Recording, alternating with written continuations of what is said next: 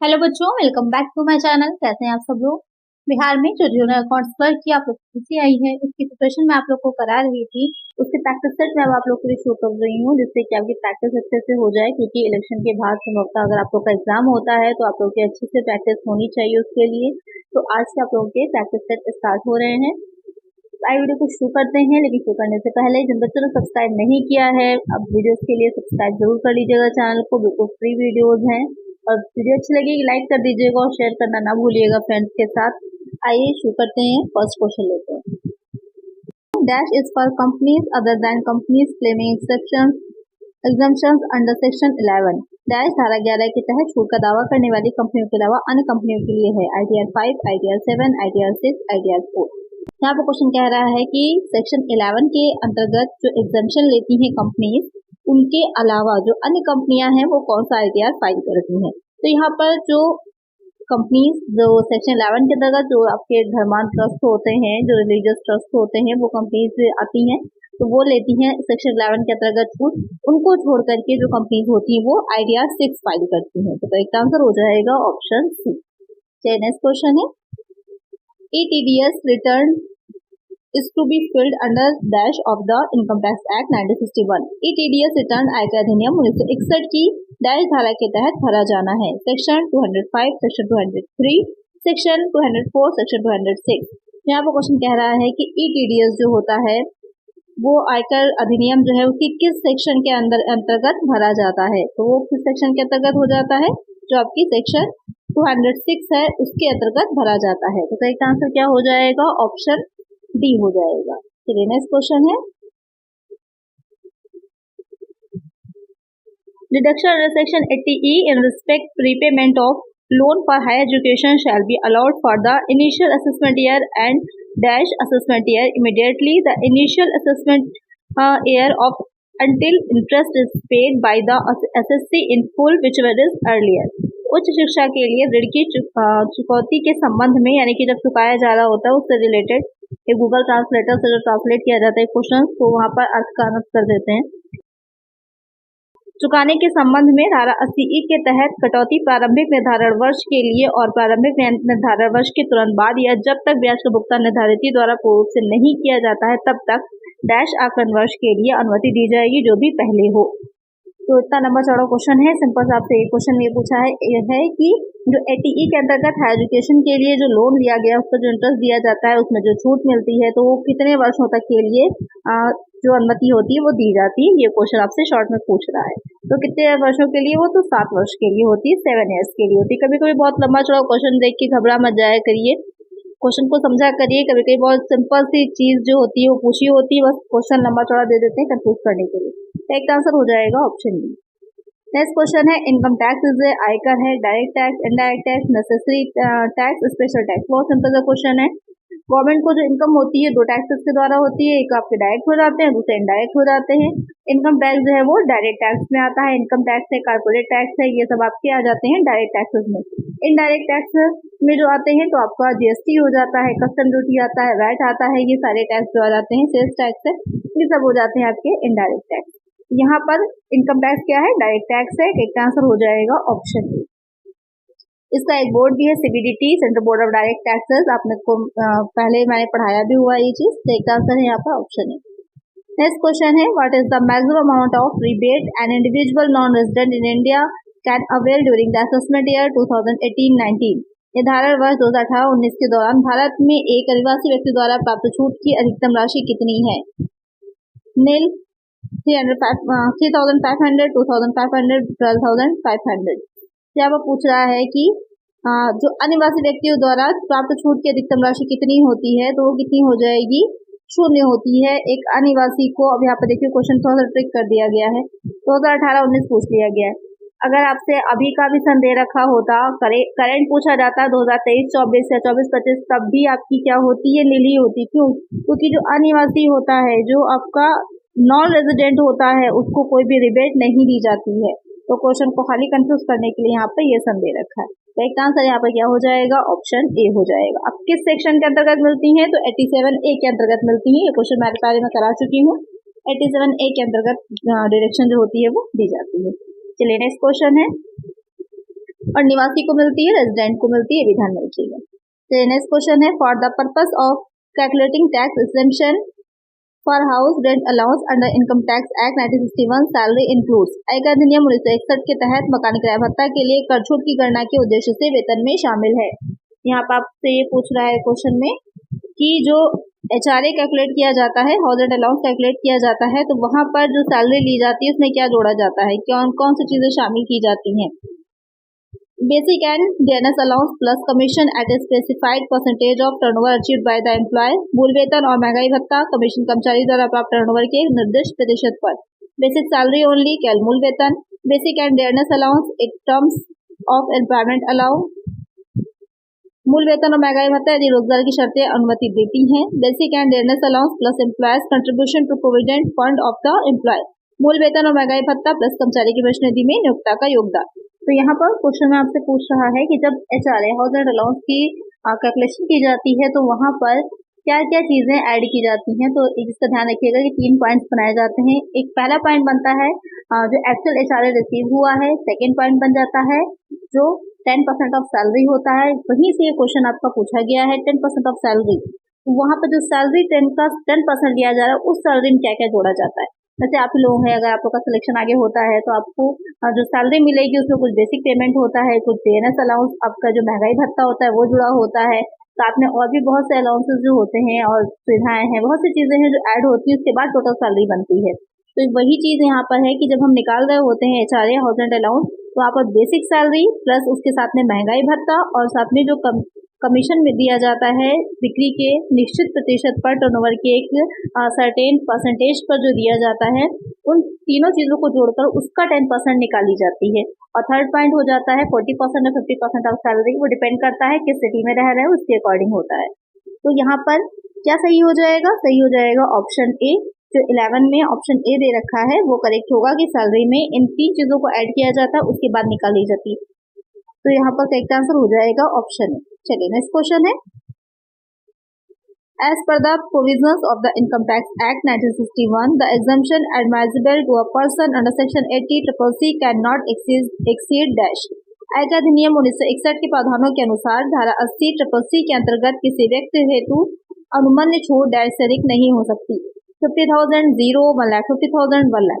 यहाँ पर क्वेश्चन क्या कह रहा है कि जो डिडक्शंस आपको मैंने पढ़ाई थी कि जो 80C से 80U तक की डिडक्शंस दी जाती हैं, जब हम ग्रॉस टोटल सैलरी निकालते हैं उसमें से ग्रॉस टोटल इनकम निकालते हैं उसमें से हम 80C से 80U तक की डिडक्शंस को लेस करते हैं तब हमारी निकल के आती है टोटल इनकम। तो यहाँ पर जो 80CCC होती है 80C से 80CCC इन तीनों में 80C, 80CCC, 80CCC इन तीनों में जोड़ने के बाद 1,50,000 से ज्यादा की छूट नहीं दी जाती। तो चाहे 80C पूछे, 80CCC या 80CCC पूछे, आपको 1,50,000 ही याद रखना है, 1,50,000। यहाँ पर एक आंसर क्या हो जाएगा, ऑप्शन सी हो जाएगा। चलिए नेक्स्ट क्वेश्चन है, mister A an employee has been provided by his employer a motor car of 1.3 liter capacity which is owned by the employer. The car has been used for personal as well as office purpose. Running expenses are paid by the employer.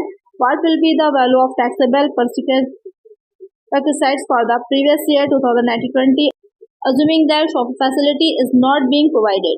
Mr. A जो कि एक कर्मचारी हैं, उनकी नियोक्ता द्वारा 1.3 litre क्षमता की मोटर कार उन्हें दी गई थी जिसे वो अपने व्यक्तिगत और कार्यालयी कार्यों हेतु प्रयोग करते हैं। कार चलाने का खर्च नियोक्ता द्वारा वहन किया गया है। धारा 2023-24 के लिए कर योग्य और लाभ क्या होगा जबकि ड्राइवर की सुविधा प्राप्त नहीं है। तो इस तरह के क्वेश्चन भी एग्जाम में पूछे जा सकते हैं। यहाँ पर कभी कभी कंपनी जो होती है वो प्रोवाइड कराती है कार की फैसिलिटी, कभी कभी ड्राइवर के साथ होती है, कभी कभी कुछ ऑफर है ड्राइवर वेजेस, कभी कभी इसके साथ नहीं होती है। तो यहाँ पर जो क्वेश्चन पूछ रहा है कि ड्राइवर की सुविधा जो है उसे नहीं दी गई है, तो वहां पर हम निकालेंगे तो कार की कैपेसिटी दे रखी, उसी के अकॉर्डिंग क्या होता है मल्टीप्लाई किया जाता है कि कितना उसको दिया जाना है। तो यहाँ पर अगर हम बात कर रहे हैं 1.3 लीटर का मोटर कार की, तो उसको जो दिया जाएगा वो 1,800 रुपए पर मंथ के अकॉर्डिंग दिया जाएगा, 1,800 पर मंथ। अगर यहाँ पर इसकी क्षमता ज्यादा होती तो इतना हो जाता 2,400। अब क्वेश्चन आता है कितनी ज्यादा होती, क्योंकि क्वेश्चन उस तरह भी पूछ सकता है। तो कार अगर 1.6 लीटर से ज़्यादा कैपेसिटी की होती है तो वहाँ पर 2400 पर मंथ दिया जाएगा, क्योंकि 1.3 लीटर की है तो कितना दिया जाएगा, 1800 पर मंथ दिया जाएगा। तो यहाँ पर कई का आंसर हो जाएगा ऑप्शन डी।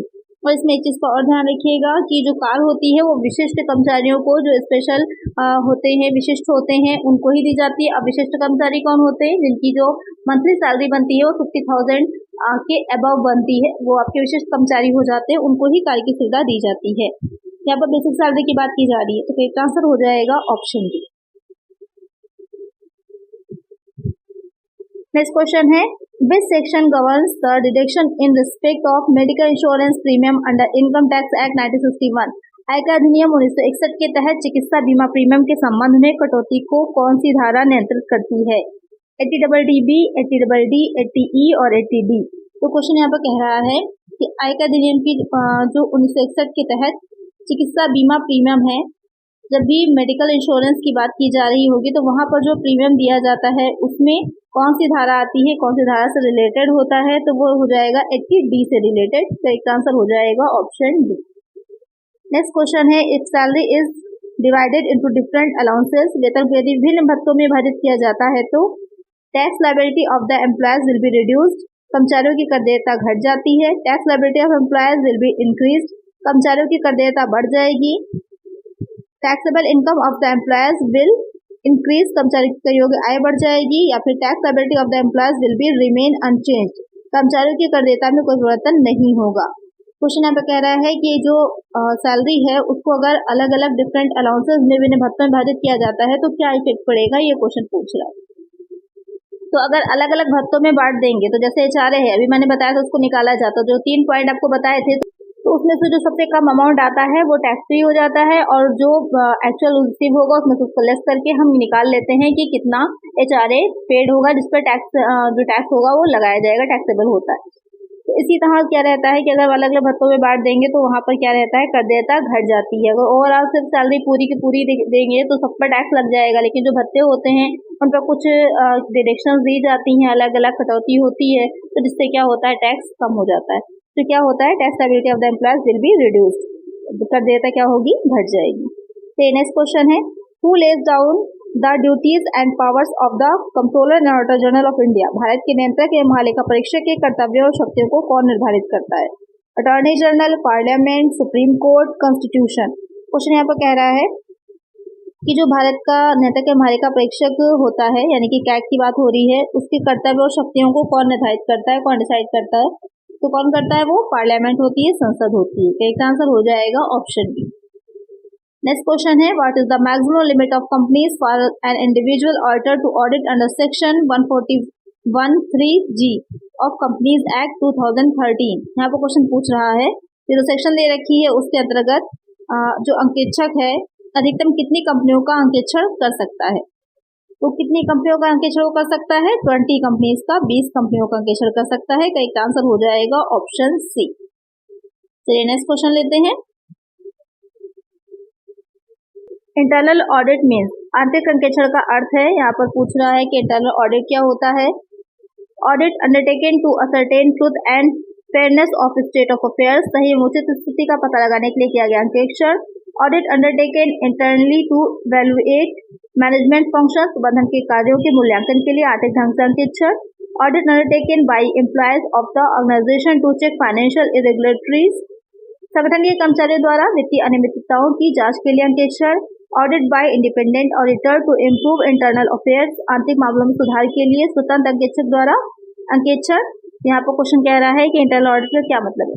इसको कई बार मैं आप लोग को बता चुकी हूँ, तो इसका आंसर आप लोग मुझे कमेंट करिए कि कौन सा अंकेक्षण जो होता है वो इंटरनल ऑडिट कहलाता है। बहुत ही सिंपल सा, सभी बच्चे कमेंट जरूर करेंगे। आप लोग देखते हैं कमेंट नहीं करते, कमेंट करिएगा। साथ ही मुझे ये बताइएगा कि जितने भी क्वेश्चन मैंने कराए हैं अभी ये आगे होंगे, उसमें से कितने आपके करेक्ट हुए हैं, तो आप लोग मुझे इसका आंसर कमेंट जरूर करिएगा। चलिए नेक्स्ट क्वेश्चन है, cooperative auditor has to conduct an examination of the overdue debts, if any, and evaluation of the assets and liabilities of the society will conducting internal auditor as per। सहकारी लेखा परीक्षकों को अतिदेय ऋण यदि कोई हो की जांच करनी होती हो और आंतरिक लेखा परीक्षा आयोजित करते समय सोसाइटी की संपत्ति और देनदारियों को मूल्यांकन करना हो तो उसे डैश शामिल है। Section 37 subsection 2 of the cooperative societies act 1912। यहाँ पर सहकारी समिति अधिनियम जो 1912 है की धारा 37 की उपधारा 2 के अनुसार यहाँ पर पूछ रहा है कि जो करना है इनको कि सहकारी उनका परीक्षकों को जो अतिरिक्त अतिदेय ऋण है अगर कोई होता है तो उसकी अगर जांच करनी हो तो वहां पर जो आंतरिक लेखा परीक्षक होगा और उस सोसाइटी से रिलेटेड वो संपत्ति देनदारियों का जो मूल्यांकन करता है वो किस सेक्शन के अंतर्गत करता है, ये क्वेश्चन आपसे पूछ रहा है। वो किस सेक्शन के अंतर्गत होता है, वो हो जाता है section 17 subsection 2 of the cooperative society act 1912। अच्छा, एक तो ध्यान रखिएगा, अगर पूछता है सहकारी समिति से रिलेटेड कौन सा अधिनियम होता है तो कौन सा हो जाएगा, कोऑपरेटिव सोसाइटीज एक्ट 1912, ये भी ध्यान में रखिएगा। चलिए नेक्स्ट क्वेश्चन है, what is the primary objective of analytical procedures used in the overall review stage of an audit. एक लेखा परीक्षा के समग्र समीक्षा में उपयोग किए गए विश्लेषणात्मक प्रक्रियाओं का प्राथमिक उद्देश्य क्या है? To help to collaborate the conclusions drawn from individual components of financial statements. वित्तीय वक्तव्यों के अलग अलग घटकों से निकाले गए निष्कर्ष की पुष्टि करने में मदद करने के लिए, to reduce specific detection risk, विशिष्ट पहचान जोखिम को कम करने के लिए, to direct attention to potential risk areas, संभावित जोखिम क्षेत्रों की ओर ध्यान आकर्षित करने के लिए, to satisfy doubt when questions arise about a client ability to continue. जब क्लाइंट की जारी रहने की क्षमता के बारे में प्रश्न उठता है तब संदेहों का निवारण करना। तो क्वेश्चन यहाँ पर कह रहा है कि जो लेखा परीक्षा किया जाता है, ऑडिट का काम किया जाता है, जो पूरा प्रोसीजर होता है, तो जो उसमें रिव्यू स्टेज होती है उसमें क्या उसका प्राइमरी पर्पस होता है, क्या मेन उद्देश्य होता है, ये क्वेश्चन आपसे पूछ रहा है।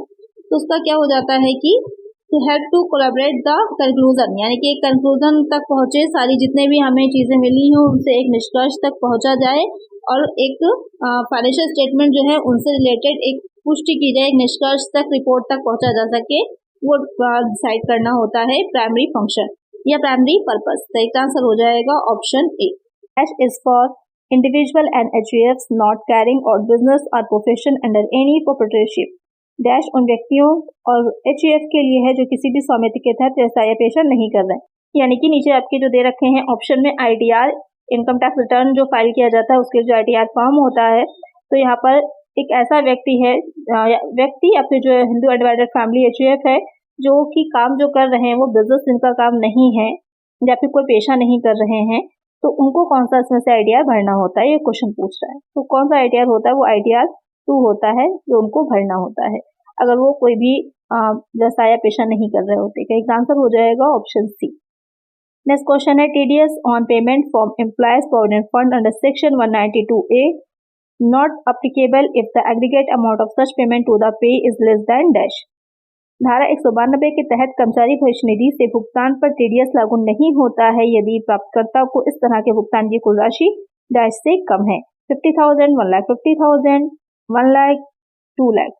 यहाँ पर क्वेश्चन कह रहा है जो एम्प्लॉयज प्रोविडेंट फंड होता है, पीएफ जिसे कहा जाता है शॉर्ट में, तो वहां पर टीडीएस लागू नहीं होगा। कब लागू नहीं होगा कि कितनी राशि उसे मिलेगी जब वो टीडीएस जो होता है वो लागू नहीं होगा, तो कि टैक्स डिडक्ट एट सोर्स कहलाता है। तो यहाँ पर कितनी राशि होती है, वो 50,000 होती है, 50,000 की होती है। एक आंसर क्या हो जाएगा, ऑप्शन ए हो जाएगा।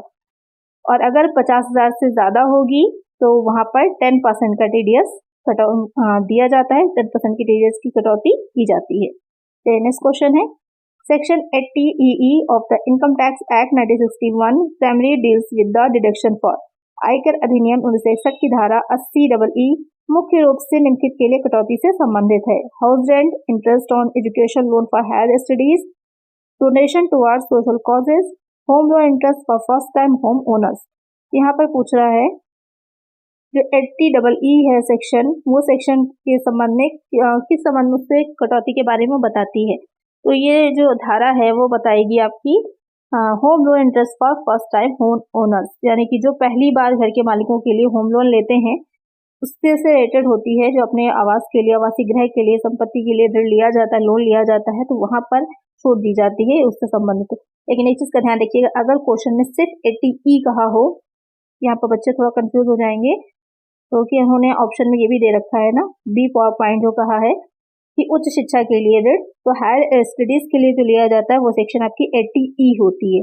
अगर 80EE पूछेगा तो वहां पर जो होता है जो home loan interest for first time home owners के लिए दिया जाता है। एक आंसर हो जाएगा ऑप्शन डी। ध्यान में रखिएगा 80E पूछा गया है या 80EE पूछा गया है। नेक्स्ट क्वेश्चन है the rates of income tax are specified in, आयकर की दरें निर्दिष्ट हैं। यहाँ पर पूछ रहा है जो इनकम टैक्स एक्ट के थ्रू जो दरें होती हैं वो उसे कौन निर्दिष्ट करता है, कौन लगाता है। Income tax act 1961, income tax rules 1962, finance act, वित्त अधिनियम में सर्कुलर ऑफ CBDT। तो यहाँ पर जो इनकम टैक्स की रेट, क्योंकि आपको पता ही है कि हर साल चेंज हो जाती हैं, तो वो नई दरें जो आती हैं तो वो किसके द्वारा लगाई जाती हैं, कौन उन्हें निर्धारित करता है, कौन डिसाइड करता है कि क्या दरें होंगी, तो उसे फाइनेंस एक्ट जो होता है, वित्त अधिनियम जो होता है, उसके थ्रू ही डिसाइड किया जाता है। तो काफी बच्चे यहाँ पर कंफ्यूज होते हैं, एक अधिनियम लगा देंगे या तो CBDT लगा देंगे, ऐसा नहीं है। इसका सही आंसर जो है वो फाइनेंस एक्ट होता है। जो वित्त मंत्री होता है, हर साल एक वित्त विधेयक पेश किया जाता है, उसमें ही सारी चीजों में संशोधन भी होता है, किसी भी तरह का या फिर कर की दरें है उसमें बदलाव किया जाता है, तो उसके द्वारा ही ये काम होता है। एक आंसर हो जाएगा ऑप्शन सी। नेक्स्ट क्वेश्चन है on the basis of residence the SSC are divided into how many categories. निवास स्थान के आधार पर करदाताओं को कितनी श्रेणियों में बांटा गया है, 2, 3, 4, 5। बहुत इजी सा क्वेश्चन है, आपको पता ही है कितने तरह के होते हैं, ये मैंने आप लोग को पढ़ाया भी हुआ है। 3 तरह के होते हैं। एक आंसर हो जाएगा ऑप्शन बी। एक हो जाता है ऑर्डिनरी रेजिडेंट, साधारण निवासी, दूसरा हो जाता है नॉट ऑर्डिनरी रेजिडेंट और तीसरा हो जाता है नॉन रेजिडेंट। साधारण निवासी, असाधारण निवासी और अनिवासी, ये 3 तरह के होते हैं। एक आंसर हो जाएगा ऑप्शन बी। और कैसे पता चलता है कि वो क्या है, किसी भी गत वर्ष में, किसी भी प्रीवियस ईयर में, वो कैसे पता चलता है, जो आपकी बेसिक कंडीशंस होती हैं और जो एडिशनल कंडीशंस होती हैं क्या होती हैं, ये मैं आप लोग को पढ़ा चुकी हूँ। अगर आपने वही नहीं वो वीडियोस देखी है क्लासेस की, तो उसकी प्लेलिस्ट की लिंक आपको इस वीडियो के डिस्क्रिप्शन में मैं दे दूंगी, देख लीजिएगा, वहां पर मैंने अच्छे से समझाया हुआ है। नेक्स्ट क्वेश्चन लेते हैं। Refund of tax is a, कर की वापसी है, non operating income, operating income, capital revenue, liability. कर की वापसी यानी कि टैक्स अगर किसी चीज पर ज्यादा चुका दिया गया है और वहां पर अगर वापस आ रहा है, वो टैक्स की रिफंड हो रहा है, तो वो किस तरह की इनकम मानी जाएगी, ये क्वेश्चन आपसे पूछ रहा है। तो टैक्स अगर रिफंड हो रहा है तो वो गैर प्रचालन आय होती, नॉन ऑपरेटिंग इनकम मानी जाती है। तो एक आंसर हो जाएगा ऑप्शन ए। नाम से क्लियर हो रहा है, गैर प्रचालन जो बिजनेस एक ऑपरेट होता है, जो भी चीज को सेल कर रहे हैं या कुछ मैन्युफैक्चर कर रहे हैं उसको सेल कर रहे हैं, तो ऑपरेटिंग चार्जेस उसके अलग हो जाते हैं। लेकिन ऑपरेटिंग एक्सपेंसेस के अलावा या ऑपरेटिंग उससे इनकम के अलावा अगर कुछ भी रिसीव हो रहा है तो वो आपकी नॉन ऑपरेटिंग इनकम हो जाती है। और रिफंड हो रहा है टैक्स का, तो वो आपकी ऑपरेटिंग बिजनेस से डायरेक्ट रिलेटेड तो है नहीं, तो इसलिए उसे नॉन ऑपरेटिंग इनकम माना जाएगा। चलिए नेक्स्ट क्वेश्चन लेते हैं। Section dash of the income tax act 1961 provides for deduction respect of interest on loans taken for education. आयकर अधिनियम 1961 की धारा डैश उच्च शिक्षा के लिए गए ऋण पर ब्याज के संबंध में कटौती का प्रावधान करती है। 80E, 80DD, 80G, 80U। अभी ये क्वेश्चन का आंसर मैंने आपको बताया था, जब हमने 80EE की बात करी थी तो वहां पर मैंने आपको बताया था कि एक 80E भी होती है। और 80E किस लिए दी जाती है, जब हायर एजुकेशन की बात होती है तो उसके संबंध में जो ब्याज के संबंध में कटौती होगी, तो वो प्रावधान जो किया गया है वो 80E के अंतर्गत किया गया है। तो एक आंसर हो जाएगा ऑप्शन ए।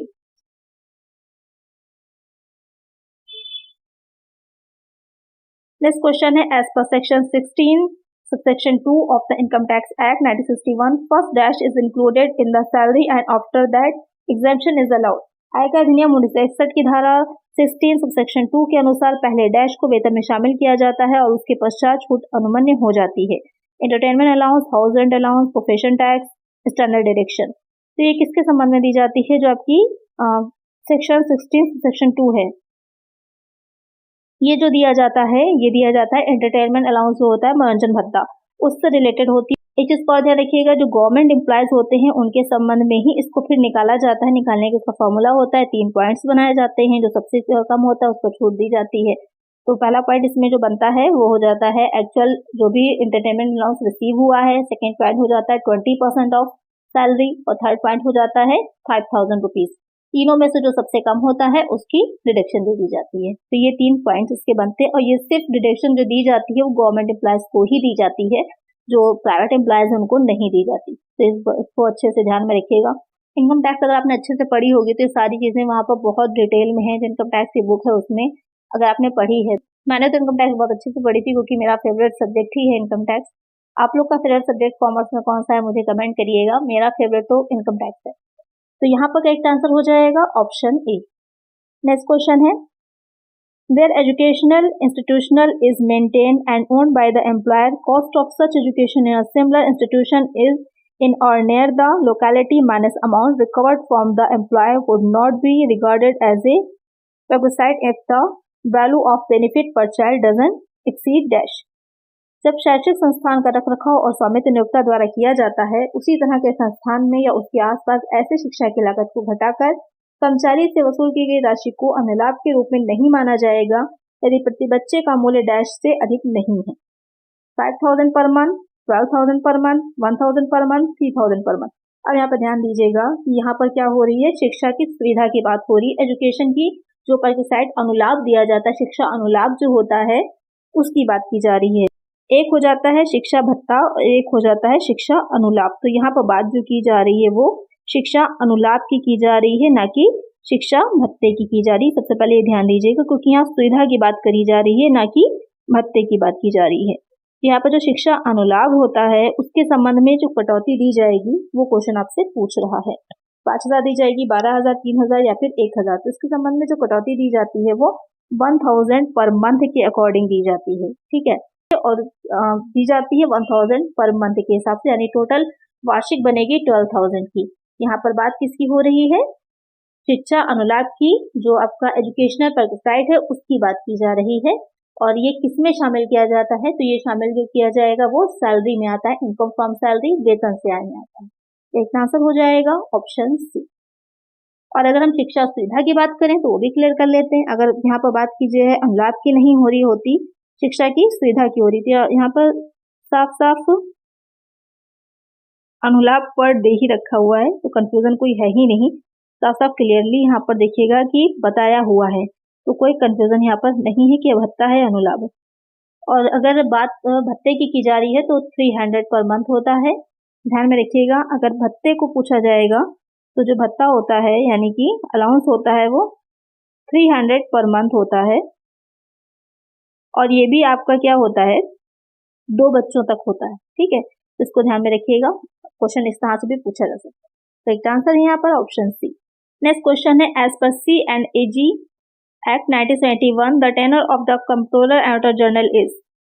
C&G अधिनियम 1971 के अनुसार महालेखा नियंता की पदावधि होती है 4 ईयर्स की, 5 ईयर्स, 6 ईयर या फिर 7 ईयर। तो यहाँ पर क्वेश्चन आपसे कह रहा है कि जो महालेखा नियंता होता है, जो कैग जिसे बोला जाता है, उसकी जो पदावधि होती कितनी होती, तो मोस्टली 5 साल की होती है, 5 ईयर्स की होती है, तो आप लोग वही यहाँ से टिक कर देते हैं। लेकिन यहाँ पर कितने टाइम की पदावधि होती है, तो यहाँ पर जो पदावधि हो जाएगी वो होती है 6 ईयर की, 6 वर्ष की। तो इसका आंसर हो जाएगा ऑप्शन सी। जो कैग होता है उसको कितने वर्ष के लिए नियुक्त किया जाता है, तो राष्ट्रपति द्वारा पहली बात तो नियुक्ति होती है। ध्यान में रखिएगा, जो प्रेसिडेंट होता है इंडिया का वो उसको नियुक्त करता है, और टाइम जो अवधि होती है, उनका कार्यकाल जो होता है वो 6 ईयर्स का होता है। एक आंसर होगा option C. Which of the following is an inherent limitation in internal control. इनमें से कौन सा विकल्प आंतरिक नियंत्रण में एक अंतर्निहित परिसीमन है। इनकम्पिटेबल ड्यूटीज, असंगत कर्तव्य, lack of an audit committee, लेखा परीक्षा समिति का अभाव, lack of segregation of duties, कर्तव्य के पृथक्करण का अभाव, फॉल्टी ह्यूमन जजमेंट, दोषपूर्ण मानवीय निर्णय। क्वेश्चन यहाँ पर कह रहा है कि आंतरिक नियंत्रण जो होता है, इंटरनल कंट्रोल जो होता है, उसमें कौन सा एक सीमा होती है उसकी, कि जब हम इंटरनल कंट्रोल एक किसी फर्म में, किसी इंस्टीट्यूशन में कर रहे हैं तो वहां पर क्या उसकी लिमिटेशन हो जाएंगी। तो यहाँ पर क्या लिमिटेशन होती है उसकी, कि यहाँ पर असंगत कर्तव्य या फिर लेखा परीक्षा समिति का अभाव, पृथक्करण, ये इससे ज्यादा जो सबसे बड़ा इसका जो होता है अंतर्निहित परिसीमन, वो हो जाता है ह्यूमन जजमेंट, मानवीय निर्णय। एक आंसर हो जाएगा ऑप्शन डी। नेक्स्ट क्वेश्चन है, interim audit refers to an audit conducted. अंतरिम अंकेक्षण बताता है इन 2 डिफरेंट अकाउंटिंग ईयर्स, 2 भिन्न लेखा वर्षों में किए गए अंकेक्षण को, in between 2 स्टेटरी annual audit with in same accounting period, उसी लेखावधि में 2 वैधानिक वार्षिक अंकेक्षण के लिए के बीच में किए गए अंकेक्षण को, in between 1 स्टेटरी audit and an internal audit in the same accounting period, उसी लेखावधि में एक वैधानिक अंकेक्षण एवं एक आंतरिक अंकेक्षण के बीच में किए गए अंकेक्षण को, या फिर नन ऑफ द अबव। आपने इंटरिम डिविडेंड सुना होगा, आपने इंटरिम जो बैलेंस शीट फाइनल अकाउंट्स होते हैं वो सुने होंगे कि कभी कभी अगर वर्ष के बीच में ही जो लाभांश होता है, डिविडेंड होता है, वो देना पड़ जाता है, घोषित करना होता है, इस वजह से तो फाइनल अकाउंट्स जो होते हैं वो भी बना लिए जाते हैं। तो जब अंकेक्षण की बात आएगी तो अंकेक्षण भी खुद इसी से जुड़ा हुआ होता है कि जब वित्तीय वर्ष के बीच में ही लेखा पुस्तकों का अंकेक्षण करा जाता है तो उसे क्या कहा जाता है, इंटरिम ऑडिट कहा जाता है। तो यहाँ पर जो क्वेश्चन कह रहा है कि in between two स्टेटरी annual audit, यानी कि दो वैधानिक अंकेक्षणों के बीच में जो अंकेक्षण कराया जा रहा है वही हो जाता है आपका इंटरिम ऑडिट या फिर अंतरिम अंकेक्षण। करेक्ट आंसर हो जाएगा ऑप्शन बी। नेक्स्ट क्वेश्चन है, internal reports are submitted by accounting department to various departments to assist them in dash. लेखा विभाग द्वारा विभिन्न विभागों को उनकी सहायता के लिए आंतरिक रिपोर्ट प्रस्तुत की जाती है। Planning, control, planning and control, none of this. Question यहाँ पर कह रहा है कि जो इंटरनल रिपोर्ट्स होती हैं, एक तो अंकेक्षक की रिपोर्ट होती है, जो अंकेक्षक की रिपोर्ट होती है, ऑडिट रिपोर्ट होती है, वो तो एनुअल मीटिंग जो होती है उसमें शेयर होल्डर्स के सामने रखी जाती है। लेकिन जो इंटरनल जो होता है, इंटरनल चेकिंग अगर हो रही है तो वहां पर रिपोर्ट्स जो होती हैं वो जो सबमिट की जाती हैं वो किस वजह से या किस विभागों की सहायता के लिए, जो लेखा विभाग द्वारा जो सबमिट की जाएगी किस विभाग की सहायता के लिए दी जाती है। तो वहाँ पर आपको पता ही होगा, एक अच्छा नियोजन बनाए रखा जाए, एक अच्छे ढंग से कार्य हो सके, तो उसके लिए दी जाती है। तो मेन इसका जो आंसर आपका करेक्ट होगा प्लानिंग एंड कंट्रोल, योजना निर्माण और नियंत्रण। करेक्ट आंसर हो जाएगा ऑप्शन सी। तो आज की वीडियो में इतना ही। आई होप आपको वीडियो अच्छी लगी होगी, क्वेश्चन अच्छे लगे होंगे। अगर वीडियो अच्छी लगी है तो लाइक जरूर कर दीजिएगा, बहुत कम लाइक आते हैं आप लोगों के, लाइक जरूर क्या करिए और फ्रेंड्स का शेयर भी कर दीजिएगा। अगर देख रहे हैं आप चैनल आपने सब्सक्राइब नहीं किया है तो सब्सक्राइब जरूर कर दीजिएगा। मिलते हैं नेक्स्ट वीडियो में। Thank you.